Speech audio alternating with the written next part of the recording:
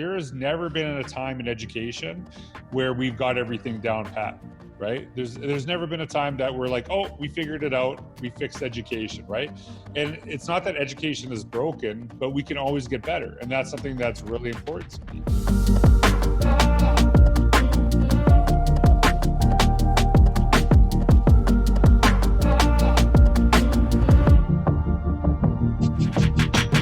Hey, everybody, and thanks for tuning in to this week's podcast on leading through unprecedented times. With me for this episode, so excited to have George Couros, my good friend. George, you are somebody that works with educators around the world, but take a moment, if you would, to introduce yourself. Yeah, thanks, Tom, for having me. It's awesome. I've been watching the series and really great to learn from the superintendents and leaders that have been sharing. A little bit about me. My name is George Couros. I'm from Edmonton, Alberta, Canada. Actually taught basically every grade from kindergarten to grade 12, been a vice principal, worked in central office for 8 years. And one of the things that I get to do that's really powerful is I actually work with school districts all over the world. And part of what's really powerful about that is I get to share ideas and thoughts with them. But for me, I'm a voracious learner, and I learn a ton from these organizations as I'm, immersed in them and get to see and give them some ideas based on some of the things I'm seeing. So I'm always learning stuff, and I try to share that in my blogs and my books and everything I do. So yeah, it's been a really incredible journey, and I've learned and grown a ton because of connections to people listening to this podcast and yourself, Tom. Yeah, thanks, George. And throughout the podcast, here we are in season 2, and we've spent so much time talking to superintendents and principals about the reality, about their world. You get to back that up, have a bit of a higher view because you're working with so many different places across the world that have undergone this pandemic. We're still in the midst of it, taking a look. But talk about, if you would, what do you think some of the realizations that you've seen educators have as we reflect on the close of last school year? What are you seeing across the board? I think really the focus on, and something that you and I have been talking about forever, and I think is really the core of what we do in education, is that focus on relationships. And we were having a conversation with a mutual friend, Weston Kieschnick, and he said something to me that I thought was really interesting, is that if this happened in September, this would be way harder than if that had happened in March, because, we built relationships with our students, we had connections with them, whether it was elementary or the high school level. And so what you're seeing is that kind of going around, especially school leaders, that connection, because we know that whatever is happening in our world, there's always uncertainty, but with COVID and all these things that are happening, there's so much uncertainty. You have to be able to trust the people you're working with, that they actually have the best interests of the educators to make sure that we create the best opportunities for our kids. And so that relationship piece has been something that, people are talking about all of these plans, all these different things, and uncertainty. If you don't have trust, you won't be able to lead forward. So let's take that, and I completely agree. Here we are. Fortunately, they had a good 3/4 of the year prior to now, but here we are in the summer looking towards next school year with lots of uncertainty. Put yourself back in the shoes of being a teacher, being a principal, as we both were. What would you be doing to build those relationships, to build those trusts? If we have to do it remotely to start the year, what would that look like if you were in those shoes? Yeah, so one of the conversations I've been having with a lot of schools and districts is about that exact question. It's like, what happens if we're, for example, we're in a blended setting? What if it happens if we're on a totally virtual setting where kids are not actually checking into schools? And so some of the people that I've been working with, what they're doing is they're doing looping. So for example, if you're a grade 2 student and you're going into grade 3, they actually are trying to keep that connection between the grade 2 and the grade 3 teacher, because they have that connection too. And I actually, as a teacher, one of the things that I did when I was teaching middle school is I actually looped with a certain group of students for 3 straight years.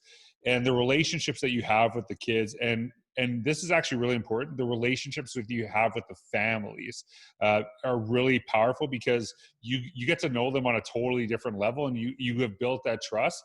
And knowing that you're going to actually be with them for an extended amount of time makes you ensure that you do have good relationships. Because if you started off bad in year 1 and you have 3 more years to go, good luck.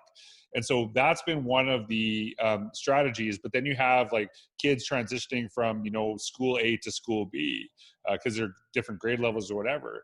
And so you're also seeing there's kind of like this hybrid model of connection, right? Where you have a teacher specific to actually or that is known by the kids, and they're actually going in and they're actually connecting and building some of those relationships through that process. But I also think you have to look at, for example, some of the things that virtual academies do. I've been working with several of those spaces too, and like how do they actually get to know their kids and kind of go through the space, because they've actually not looped, they've not done these things. They have basically kids go from grade to grade to grade and meet new teachers. So I think part of it is understanding that you cannot jump right into the content, and you shouldn't do that in any setting. But really, it's more important than ever is that you're really, spending time to get to know your students, who they are. And that can be done in a virtual setting, but also understanding that you have to create a community where students are also getting to know one another in those spaces. It's not just about the teacher and the kids getting to know each other. It's about that whole community connecting, because when you go through that process, and this is what I've seen from schools doing this all over and over, is when you go through that process of the students connecting with one another, then it's much easier as a teacher, because it's not solely dependent upon the effectiveness of the teacher, which is obviously important, but it's actually the community that we've created. Yeah, so well said. One of the things, you get to do so much professional learning literally around the world. I'm sure that you've seen great models, great leadership, stepped into great things, and I'm sure you've seen some as well where you've said probably that needs to shift a bit or a lot. So when we talk about professional learning, districts have been really shifting their practices over the past 4 or 5 years a lot, but in the same sense, in the past couple of months, they've been forced to. It's 100% virtual now, and so on and so forth. So as we move forward around professional learning, what recommendations would you give to school and district leaders to support teachers and whatever the shift ends up looking like? Yeah, I think for me, one of the biggest things that I've always had an issue with in professional learning, and never really had the opportunity to solve it until I actually led the professional learning, was the amount of information we try to pack in. And we feel that if we're not learning this and then moving from this point, quickly from like this session to this session to this session, that we're almost wasting time. And when you actually ask educators a lot of times, and we both do conferences all over the world, you ask them what was the best part of the conference, and many times they'll say, oh, the conversations in the hallway, like that was the best, just being able to talk to other colleagues and kind of dig it in. And so I think it's really meaningful when we intentionally put that time into our professional learning days, and that we actually give people. And so one of the things that I do, and I actually learned this when I was in Australia, because the first time I was there, I actually did a keynote, and then they said, hey, we're going to take like a 30-minute tea break between. I'm like, what are you talking about? Like 30 minutes? Like, what are we going to do for 30 minutes, right? And what I noticed is that people were talking to each other. People were having conversations. People were, digging into the learning. I'm like, oh, this is really nice. But as opposed to like the 10 minutes, we go to, get the bathroom as quick as possible. Hopefully there's not a line because everyone's got it at the same time. We get our quick snack, whatever, and then we go to the next session. And we actually know that's a really bad model from, how many high schools are. It's like class, 5-minute break, next class, 10-minute break, next class. And so why do we actually replicate that when we have so much, power to actually do something different immediately in those professional learning days? So it actually encouraged people to, do some content, but allow for people to dig deep into it. And that actually means creating time for connection, for actually creating stuff during that time, because it's better to know things deep than to know a bunch of things on a very surface level. Yeah. So George, I want to talk about it. Your last 2 books, you've got Innovator's Mindset, which has sold like a billion copies, and Inside, Innovate Inside the Box, which another bestseller. When you talk so much about mindset and taking the constraints that we normally have and sometimes just busting out of them and doing what you need to do for kids. So talk to us about, when we look at those pieces, how do people shift their mindset? What's the mindset they need so that their kids can thrive in whatever environment we have moving forward? Yeah, and the Innovator's Mindset, which I'm most well known for, and Innovate Inside the Box is a follow-up kind of to really focus on like strategies for teachers on things they could do in the classrooms. And Innovator's Mindset is more for administrators. It's based on Carol Dweck's work, which I'm sure everyone listening to this is familiar with. She talks about fixing growth mindset. And I think growth mindset is really crucial, but I think it's actually not enough. And so when we talk about the innovator's mindset. It's not just simply having this belief that we can learn and do new things. It's actually the belief that we can only learn, but we can create new things from our learning. So like just, emulated in our conversations today, me seeing things that are happening in districts around the world. Hey, they're really great ideas and they work perfectly for that district. But how do I take those things and bring them back to my work, to bring them back to the other districts and say, hey, here's this idea, here's something I've seen, but here's the tweak, here's the way I would do it a little bit different here in this process. And I think that when you look at this, how it trickles down into the classroom, the idea of that, we want our kids to learn math, obviously, but I actually want our kids to be able to do something with the math they have learned, which it takes it to a whole different level. Because when we talk about our learning, we often talk about how kids regurgitate something on a test. But I actually talk about like, what is a kid purposely doing with information? What are they sharing?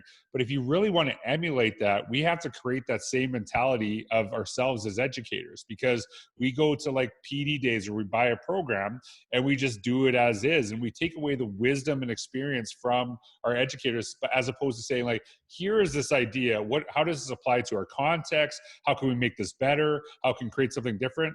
So if we want that really to happen with our kids, it is imperative that we model that as educators, that we go beyond that growth mindset to that innovator's mindset. Because in a world where basically nobody cares what you know, they only care about what you can do with what you know. It's a Thomas Friedman quote. This is more important than ever. Yeah, no, it absolutely is. So let me ask you this, because I also know that you're a dad and you've got a Yep. precious little girl that'll be hitting school age not too far from now. When we get to the other side of this pandemic and we look back and we can reflect, what's your highest hope on some of the changes that you'd like to see across the board?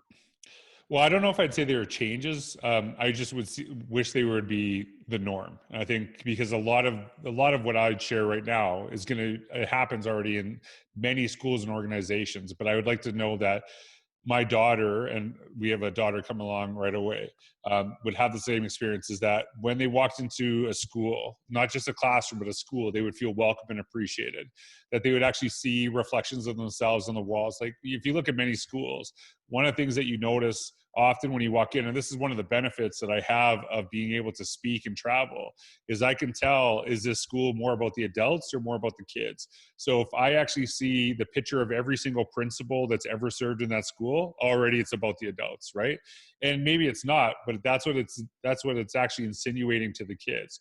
But when I see student artwork, when I see, pictures of kids in that building right now, and one of the schools that actually is in my home city, and I'm really proud to say that, Jasper Place in Edmonton, Alberta.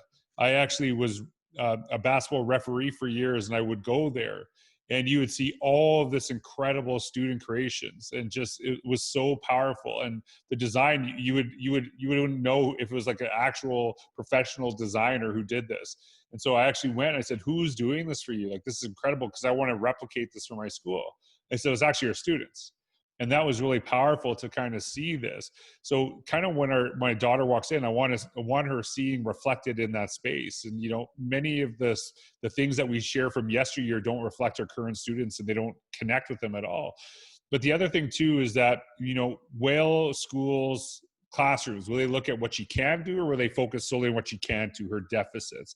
And I think really building on strengths, building on what she does well is really important. And this is not only what I hope for my daughter, but what we do as, a system, what we do, as leaders. And you'll see, for example, this happens all the time. We wonder why educators are exhausted and they're checking out of the profession, but sometimes we have a low score in math, and then all of a sudden everything is focused on how are we going to fix the math scores, how are we going to do this, how are we going to do this, but our language arts scores are really high. The question we should be asking is, what are we doing so well here? Like, how do we actually bring that to all areas, and actually starting there? Because you'll hear it from the media, you'll hear it from superintendents, you'll hear it from the province, you'll hear it from the parents. And so we really need to take ownership and make sure that we focus on those strengths. But the last thing that I share, and I share this all the time, is that if she were to miss a day of school, would she feel her contributions were sorely missed? Because if you feel you have ownership in that classroom, if you feel you're actually a really important part of that space, that it is necessary for you to be there or the class will not be as successful. That's something every kid should, feel when they walk into those classrooms. But sometimes they're just kind of there to be there to do what they have to do to get their check and to move on. And so I think those things are really important and of course I want this for my daughter, but I want this for every single kid in education. That, to me, I don't want to fight for something only for my daughter. It's all about every kid having access, because if only my daughter gets this, she doesn't benefit from the contributions from the other kids in the classrooms as well. Yeah, so well said. I couldn't agree more. Let me hit the topic of fear for a minute. In the words of Zig Ziglar, fear can mean we forget everything and run, or we face everything and rise. And, fear is just so rampant in our world right now. And as you're working with so many different places, you see it front and center. We can't do that because of budget. We can't do that because we don't have enough staff. We can't do that because of our community. We can't do that because our kids are too whatever. And so how do school and district leaders in particular work through fear? What recommendations would you give? Well, we actually talk about fear and risk, and there's a connection to the two, because a lot of times our fear holds us back from taking risks. And so I've actually tried to take risk and make it, much more accessible, much more easier to attain. And all I talk about is risk is moving from a comfortable average in pursuit of an unknown better. So if we think about some of the things that we do in our personal lives, right? So for example, everyone's listening has probably this is true with you and I, is that we've all stayed in a relationship like way too long. And so why is that, right? And often it's because that's what we know. We feel comfortable. And then we look back years later and we think, like, why didn't I leave earlier? Why didn't I do this, right? And we're not saying anyone's a bad person or anything like that, but we sometimes stay in positions that, are not helpful to us. But the same thing happens in education, is that sometimes we will stick with things because we know them, but they might not be benefiting kids. And they might not actually be benefiting, the educators. And so we have to be comfortable. Now, if you're doing something that's great, working for kids, knocking on the park, even though I talk about innovation, we want to continue that. But there's no practice that we do the exact same way that works well for every single kid done the same way. Every kid is a variable in our classroom. They're all different every year, every single individual. So they all have different needs. So I think really kind of I actually have a bigger fear of doing things that actually are not beneficial to kids, actually don't help kids, and I'm not preparing them to actually tackle some of the real life problems that they actually have right now, let alone when we talk about the future. So if you look at those two things, I'd rather take risks and try new things to help kids move forward, as opposed to sticking with something that doesn't work with our kids, because I actually have more fear about that. Yeah, really well said. Enjoyed that. So one more final piece for you. Working with school and district leaders truly around the world, what's a piece of advice that you have? There's so many pieces of uncertainty. There's all this fear out there. They're worried about the things that are in the weeds, from schedules and PPE equipment and things that are really, really important stuff. But how do you give a piece of advice, if you could, to those school and district leaders, no matter where they're at, as they look towards next school year? Yeah, I think it's really important to give guidance to people and serve them, but to also trust them, right? I think a lot of leaders, they know teachers are looking to them for answers and things like that. And I think part of it, we want to provide some of those things, but we also want people to feel like, hey, we know we got your back. We're going to support you through this process.